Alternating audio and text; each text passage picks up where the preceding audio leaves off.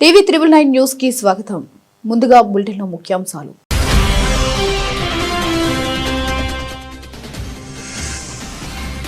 మెక్సికోలో భారీ భూకంపం, ఊగిపోయిన భవనాల నుంచి వీధుల్లోకి పరుగులు పెట్టిన జనం.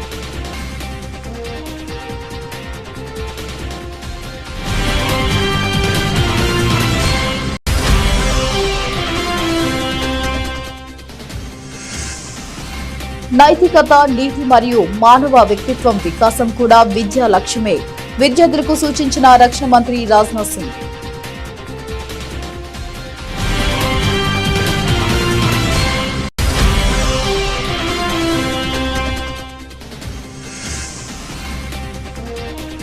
వర్క్ లైఫ్ బ్యాలెన్స్ పై జయశంకర్ ఆసక్తికర వ్యాఖ్యలు. తనకు వారాంతపు సెలవులు ఉండవన్న జయశంకర్.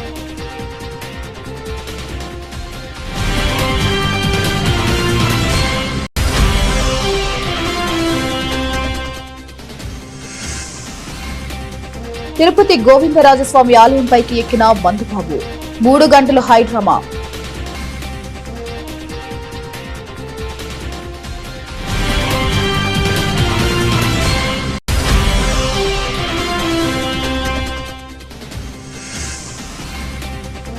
కొండగట్టు ఆలయంలో పవన్ కళ్యాణ్, అంజనను దర్శించుకున్న ఏపీ డిప్యూటీ సీఎం.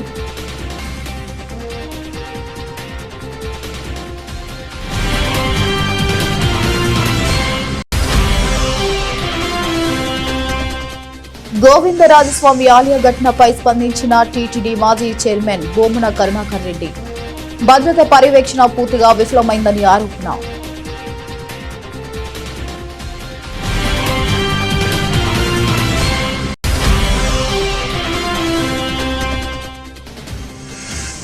రాష్ట్రంలోని ప్రతి కుటుంబానికి 10 లక్షల వరకు ఆరోగ్య బీమాను అమలు చేస్తున్నాము. అసెంబ్లీలో వెల్లడించిన డిప్యూటీ సీఎం బట్టి విక్రమార్క.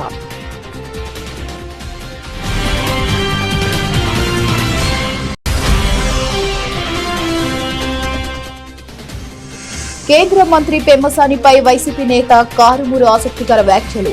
మాజీ సీఎం జగన్ ను పొగడకనే పొగిడారన్న వెంకటరెడ్డి.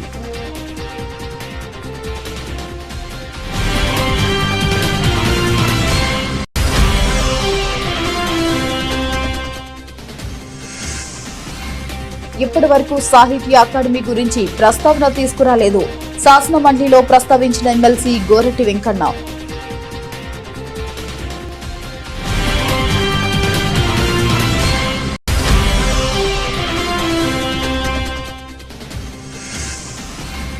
సోమనాథ్ ఆలయానికి 5 కోట్ల విరాళం ఇచ్చిన ముఖేష్ అంబానీ. కుటుంబంతో కలిసి పరమేశ్వర్ని దర్శించుకున్న రిలయన్స్ చైర్మన్.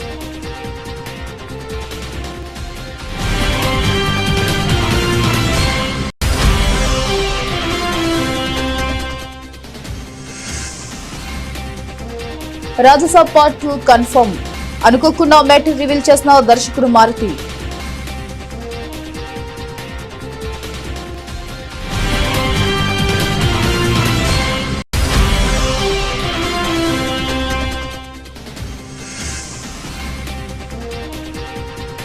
జోరు మీదున్న బంగారం, వెండి ధరల్లో మళ్లీ పెరుగుదల.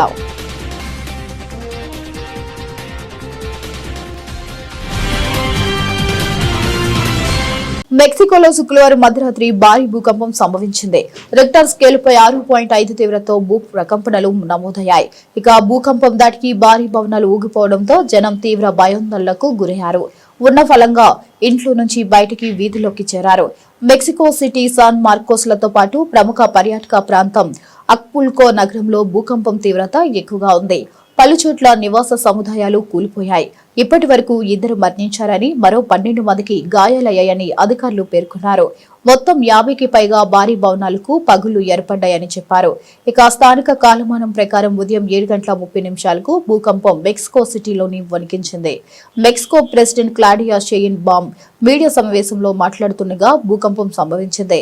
దీంతో అప్రమత్తమైన భద్రతా సిబ్బంది ప్రెసిడెంట్ ను వెంటనే బయటకు తరలించారు.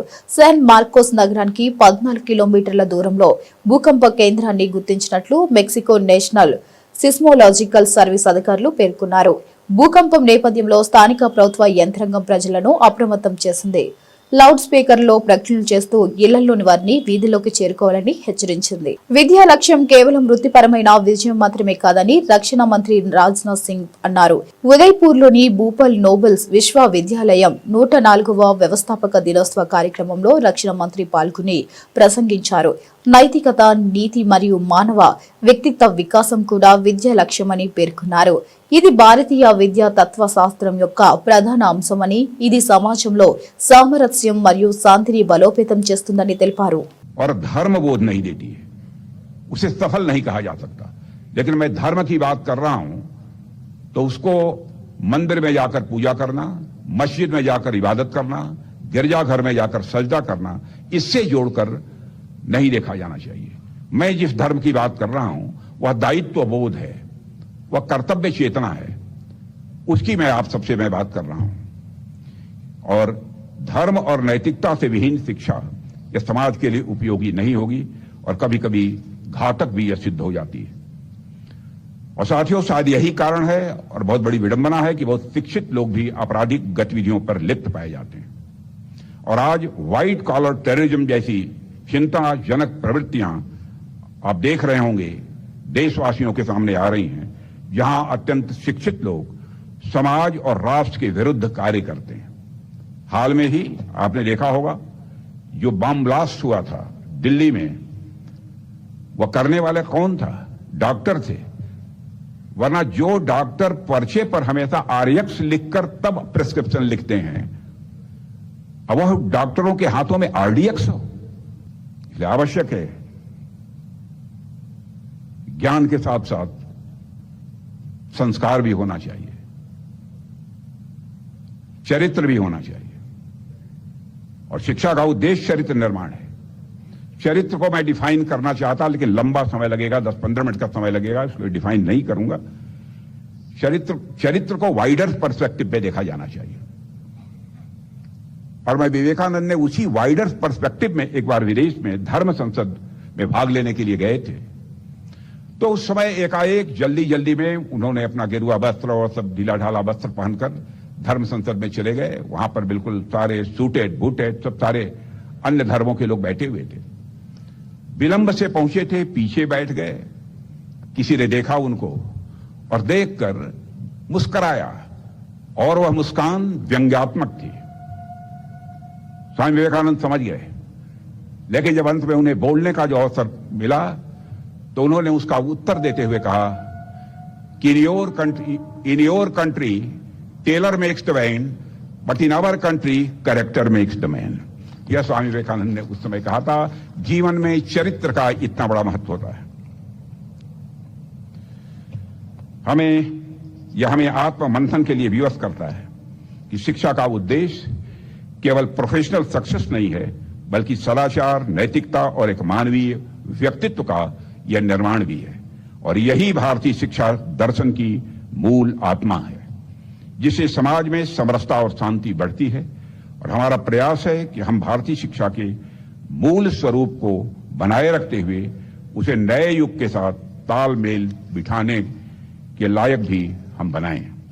వర్క్ లైఫ్ బ్యాలెన్స్ అనే అంశం ప్రస్తుతం దేశవ్యాప్తంగా చర్చనీయాంశంగా మారింది. ఉద్యోగ ఒత్తిడి, వ్యక్తిగత జీవితం మధ్య సమతుల్యత ఎలా సాధించాలన్న ప్రశ్నపై పలువురు తమ అభిప్రాయాలు వ్యక్తం చేస్తున్నారు.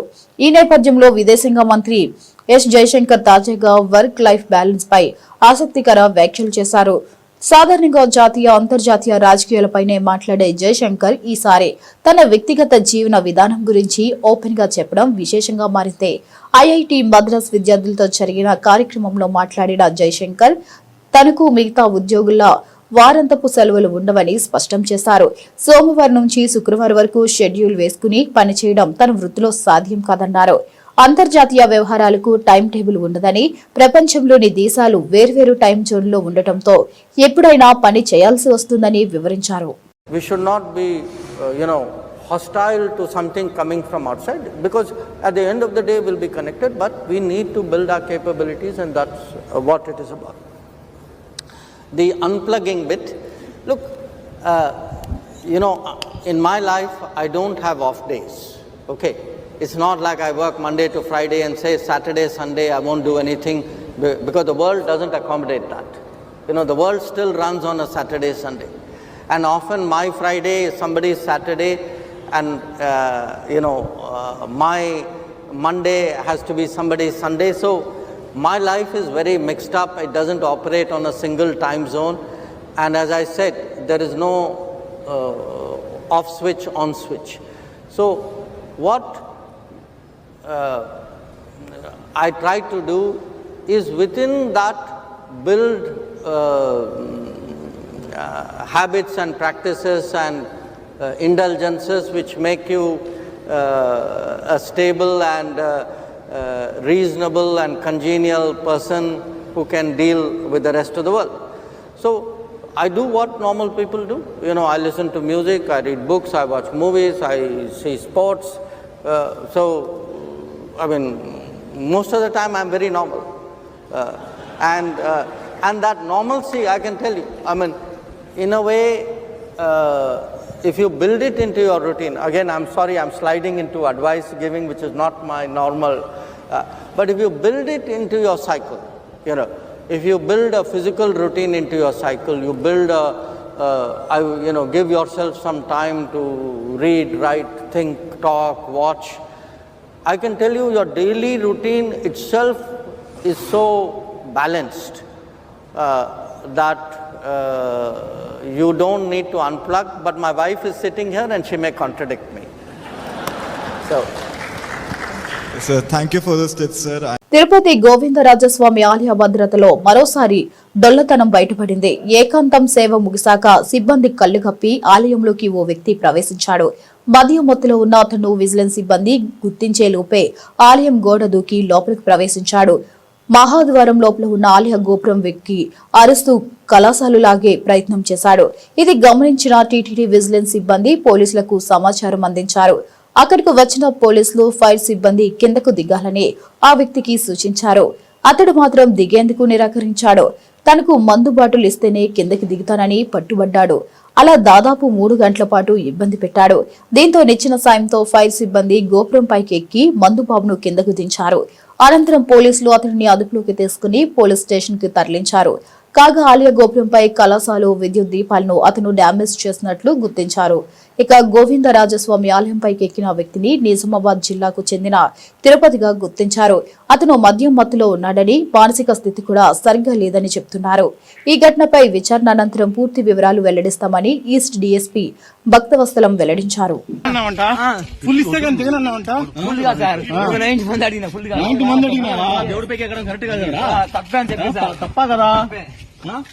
తప్పొప్పుకున్నట్టే కదా తప్పొప్పుకున్నట్టే ఆ టెక్నిక్ కరెక్ట్ కాదు కదా కాదు రే తప్పొప్పుకున్నాడు కదా ఎక్కువ స్టార్ట్ చేయి ಇಲ್ಲ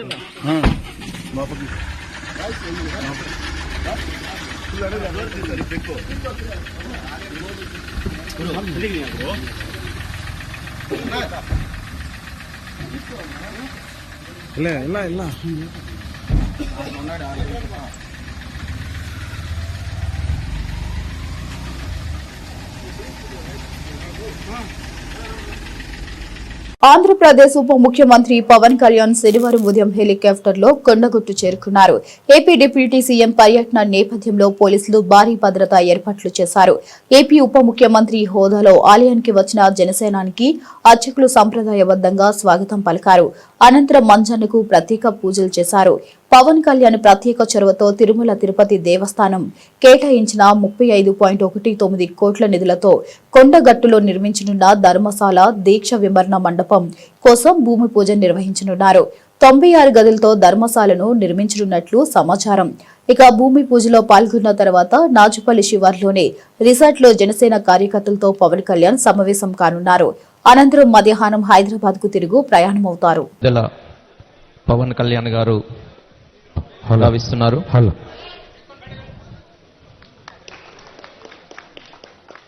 చప్పట్లతో తమ హర్షధ్వానాలు వ్యక్తం చేయాల్సిందిగా కోరుతున్నాం. అందరూ కూడా కరతాళ ధ్వనుల మధ్య శిలాఫలక ఆవిష్కరణ మహోత్సవం గావిస్తున్నారు. ఆవిష్కరణ మహోత్సవం గావిస్తున్న పవన్ కళ్యాణ్ గారికి గౌరవ అతిథి అభ్యాగతులందరూ కూడా పేరు పేరున నమస్సులు తెలియజేస్తున్నాం.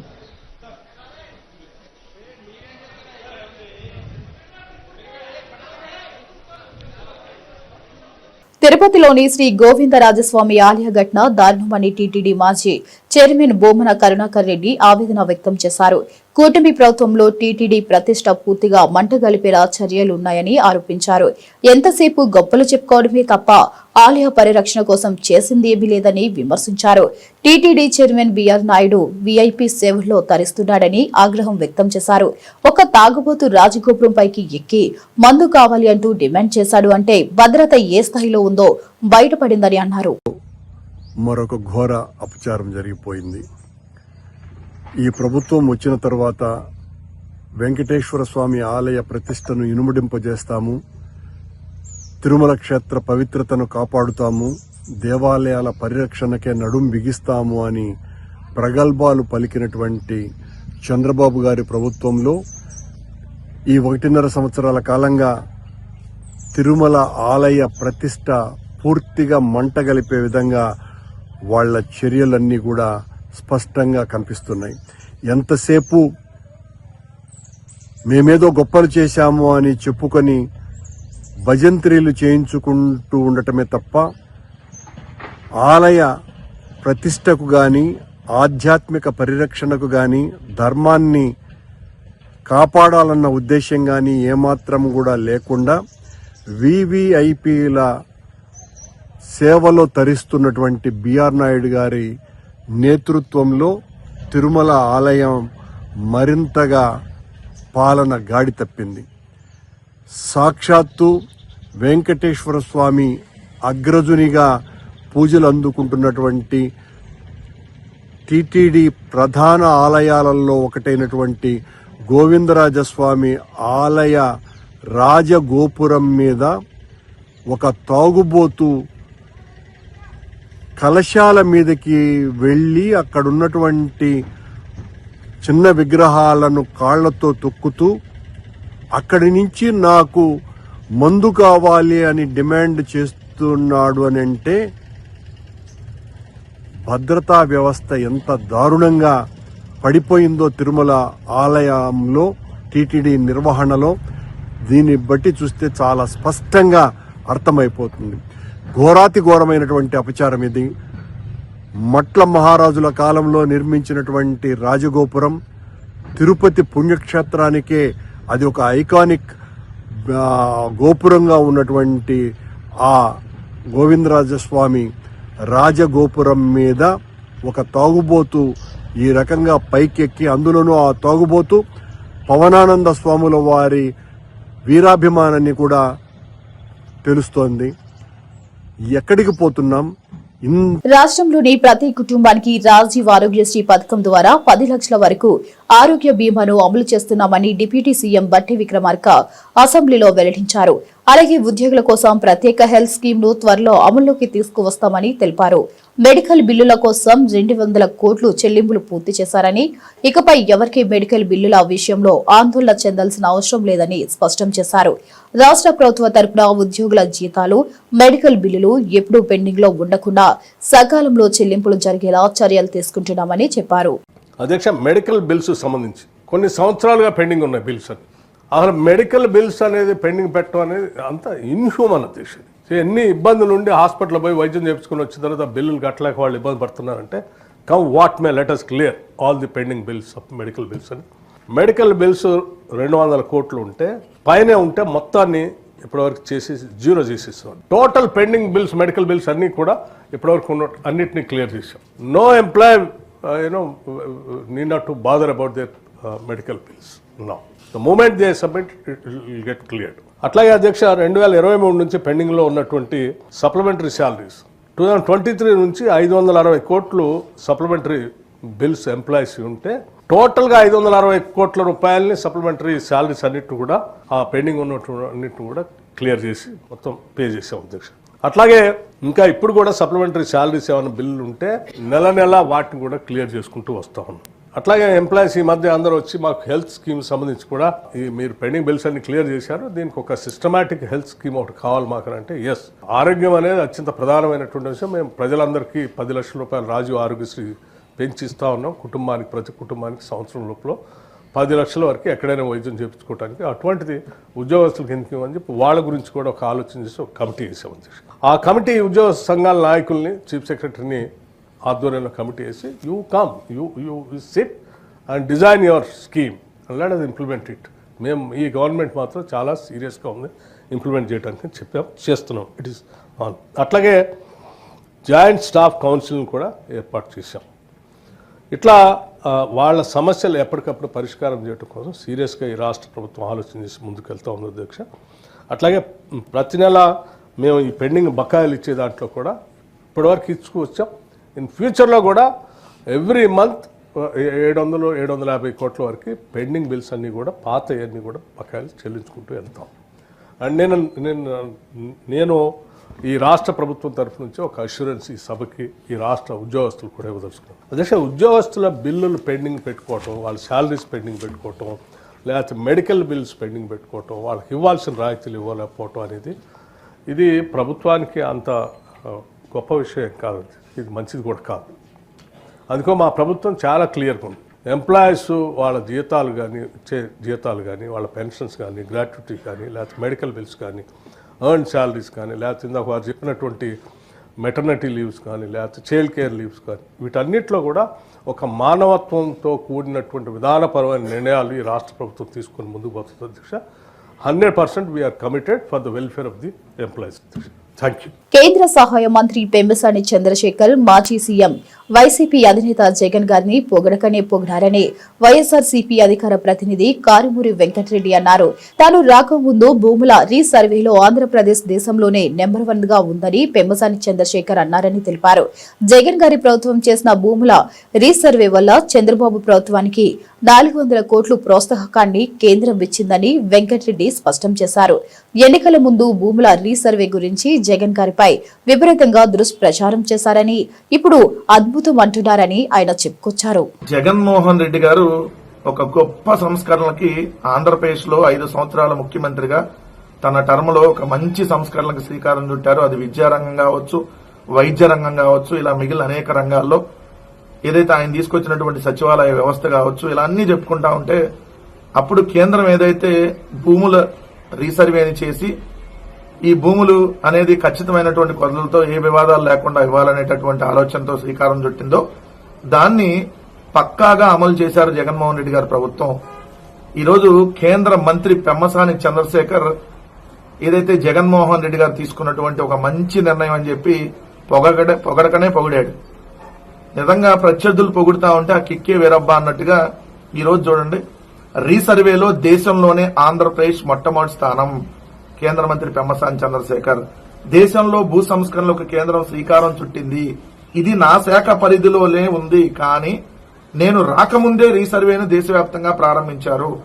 ఈ పథకం అమల్లో దేశంలోనే ఆంధ్రప్రదేశ్ రాష్ట్రం మొట్టమొదటి స్థానంలో నిలిచిందని కేంద్ర సహాయ మంత్రి పెమ్మసాని చంద్రశేఖర్ తెలిపారు.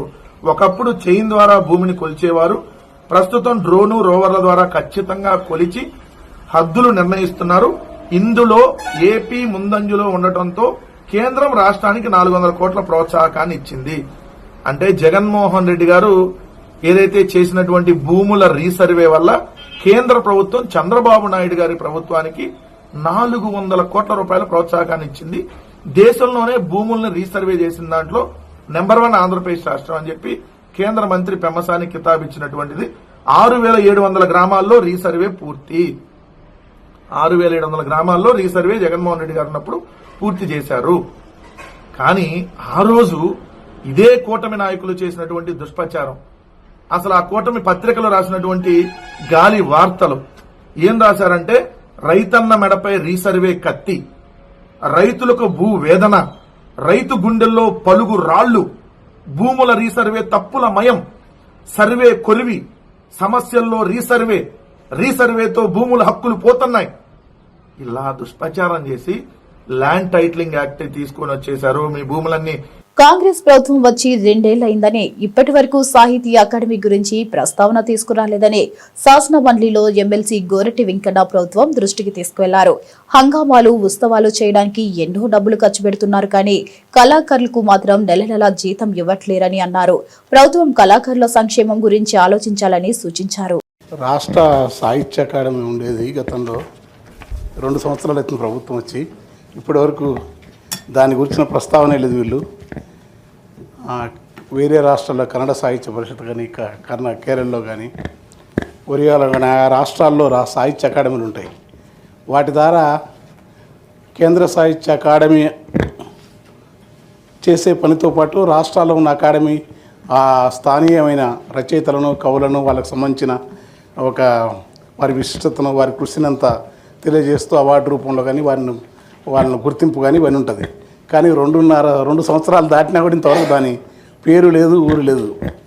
రెండవది కళాకారులకు వాళ్ళు అప్పుడు గత ప్రభుత్వం ఇచ్చిన జీతమే అది కొంత, దాన్ని నెల 3 నెలలకు ఒకసారి 2 నెలలకు ఒకసారి వాళ్ళు ఆపడం అనేది, ఎందుకంటే వాళ్ళతో పని తీసుకోవాలా.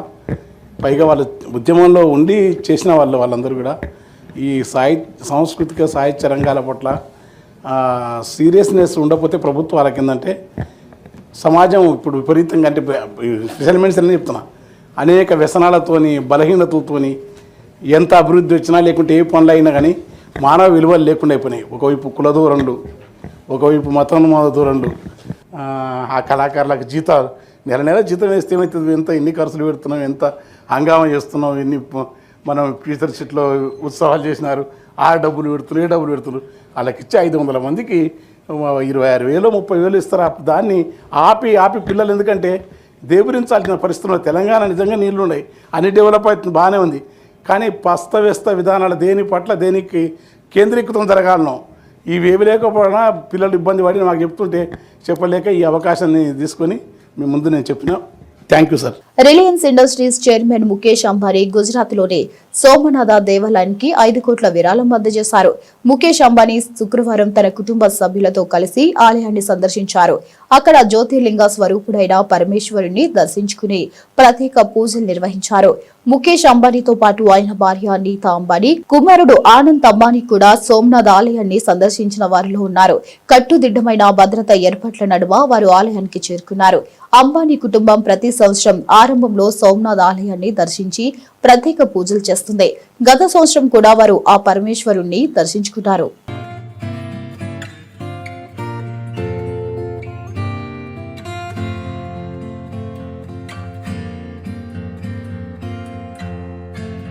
పాన్ ఇండియా స్టార్ ప్రభాస్ హీరోగా తెరకెక్కుతున్న లేటెస్ట్ మూవీ ది రాజసాబ్ పై అంచనాలు రోజురోజుకి పెరిగిపోతున్నాయి. కామెడీ సినిమాల దర్శకుడిగా ప్రత్యేక గుర్తింపు తెచ్చుకున్న మారుతి ఈ చిత్రాన్ని తెరకెక్కిస్తుండగా నిధి అగర్వాల్, మాలవిక మోహనన్, రిధి కుమార్ హీరోయిన్లుగా నటిస్తున్నారు. భారీ గ్రాఫిక్స్, పాన్ ఇండియా స్థాయి మేకింగ్ తో రూపొందుతున్న ఈ సినిమా ఇప్పటికే ప్రేక్షకుల్లో భారీ హైప్ ను క్రియేట్ చేసింది. ముఖ్యంగా ఇటీవల విడుదలైన ట్రైలర్ సినిమాపై ఉన్న అంచనాలను మరింత పెంచేసింది. దీంతో ఈ సినిమా ఎప్పుడు థియేటర్లోకి వస్తుందా అని ప్రభాస్ అభిమానులు ఆసక్తిగా ఎదురుచూస్తున్నారు. ఈ క్రమంలోనే ది రాజసాబ్ ప్రమోషన్ ను మేకర్స్ ప్రారంభించారు. ఈ నేపథ్యంలో దర్శకుడు మారుతి ఇటీవల ఓ ఇంటర్వ్యూలో పాల్గొనగా అనుకోకుండా సినిమాకు సంబంధించిన ఓ పెద్ద అప్డేట్ బయటపెట్టాడు. ఆ ఇంటర్వ్యూలో యాక్టర్ ది రాజసాబ్ ట్రైలర్ లో ప్రభాస్ జోకర్ లుక్ లో కనిపించిన విషయం గురించి ప్రశ్నించారు. సాధారణంగా ఐకానిక్ క్యారెక్టర్లను మళ్లీ చేయడానికి స్టార్ హీరోలు ముందుకు రారని, అలాంటిది ప్రభాస్ ను ఆ లుక్ కు ఎలా ఒప్పించారని అడిగాడు. దీనికి సమాధానంగా మారుతి మాట్లాడుతూ, ప్రభాస్ జోకర్ లుక్ లో కనిపించడానికి పెద్ద కథే ఉంది. ఆ కథ మొత్తం ది రాజసాబ్ పార్ట్ 2 లో ఉంటుందని చెప్పుకొచ్చాడు. ఈ మాటలతో మారుతి అనుకోకుండా ది రాజసాబ్ కు సీక్వెల్ కూడా ఉంటుందనే విషయాన్ని బయటపెట్టినట్లయింది. దీంతో ఈ న్యూస్ సోషల్ మీడియాలో వేగంగా వైరల్ అవుతుంది. గతేడాది చివరిలో భారీగా తగ్గిన బంగారు, వెండి ధరలు మళ్లీ పుంజుకున్నాయి. ఈ ఏడాది వరుసగా 2వ రోజు ధరల్లో పెరుగుదల నమోదైంది. యుఎస్ ఫెడ్ రేట్ కోతపై పెరుగుతున్న అంచనాలు, భౌగోళిక రాజకీయ అనిశ్చితుల కారణంగా పసిడి, వెండికి డిమాండ్ పెరిగింది. గుడ్ రిటర్న్స్ వెబ్సైట్ ప్రకారం శనివారం ఉదయం 6:30 24 క్యారెట్ల 10 గ్రాముల బంగారం స్పాట్ ధర నిన్నటితో పోలిస్తే సుమారు 1150 మేర పెరిగి 1,36,210కి చేరుకుంది. ఇక 22 క్యారెట్ 10 గ్రాముల వెండి ధర 1,060 రూపాయలు పెరిగి 1,24,860కి చేరుకుంది. వెండి ధర కూడా భారీగా పెరిగింది. నిన్నటితో పోలిస్తే సుమారు 4,100 మేర పెరిగి 2,42,100 వద్ద స్థిరపడింది. ఎంసీఎక్స్ లో శుక్రవారం పసిడి, వెండి ధరలు కూడా ఎగబాకాయి. ఫిబ్రవరి గోల్డ్ ఫ్యూచర్ ధరలు సుమారు 0.7% మేర పెరిగి 1,36,173కు చేరింది. ఇక మార్చి వెండి ఫ్యూచర్ ధర కూడా కిలోకు సుమారు 9,000 మేర పెరిగి 2,35,873 వద్ద స్థిరపడింది. ఇక అంతర్జాతీయ మార్కెట్లో హౌన్స్ గోల్డ్ స్పాట్ ధర ప్రస్తుతం $4,332 వద్ద, వెండి ధర $72 వద్ద కొనసాగుతుంది. బులెటిన్ ముగించే ముందు మరొకసారి ముఖ్యాంశాలు.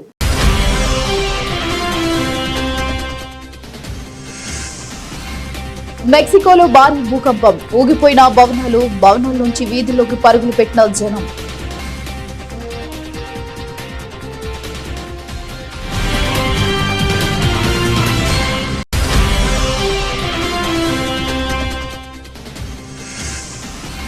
నైతికత, నీతి మరియు మానవ వ్యక్తిత్వం వికాసం కూడా విద్యా లక్ష్యమే. విద్యార్థులకు సూచించిన రక్షణ మంత్రి రాజ్నాథ్ సింగ్.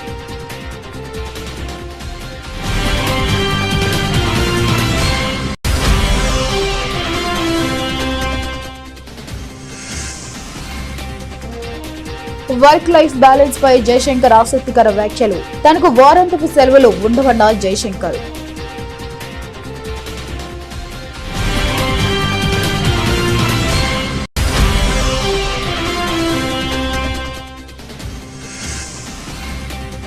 తిరుపతి గోవిందరాజస్వామి ఆలయంపైకి ఎక్కిన బంధుబాబు, 3 గంటలు హైడ్రామా.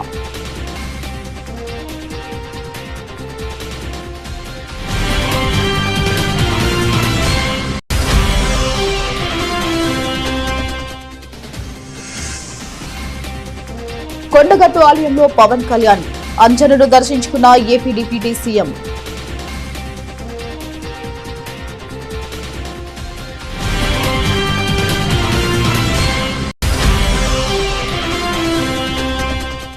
గోవిందరాజస్వామి ఆలయ ఘటనపై స్పందించిన టీటీడీ మాజీ చైర్మన్ బోమన కరుణాకర్ రెడ్డి. భద్రత పర్యవేక్షణ పూర్తిగా విఫలమైందని ఆరోపణ.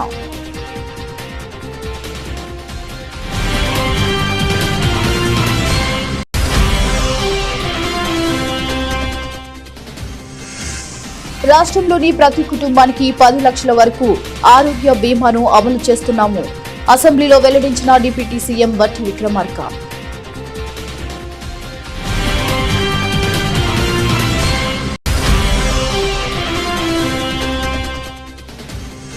కేంద్ర మంత్రి పెమ్మసానిపై వైసీపీ నేత కారుమూరు ఆసక్తికర వ్యాఖ్యలు. మాజీ సీఎం జగన్ ను పొగడకనే పొగిడారన్న వెంకటరెడ్డి.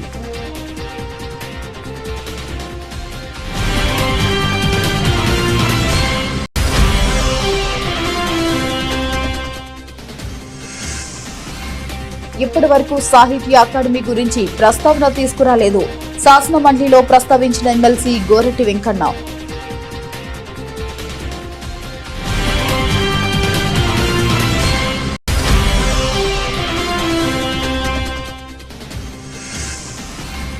సోమనాథ్ ఆలయానికి 5 కోట్ల విరాళం ఇచ్చిన ముఖేష్ అంబానీ. కుటుంబంతో కలిసి పరమేశ్వర్ని దర్శించుకున్న రిలయన్స్ చైర్మన్.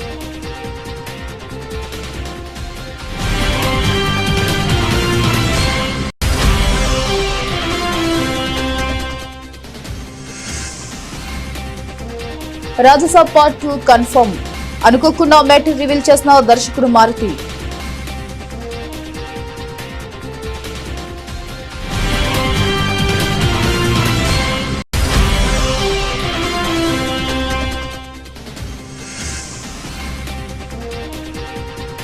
జోరు మీదున్న బంగారం, వెండి ధరల్లో మళ్లీ పెరుగుదల.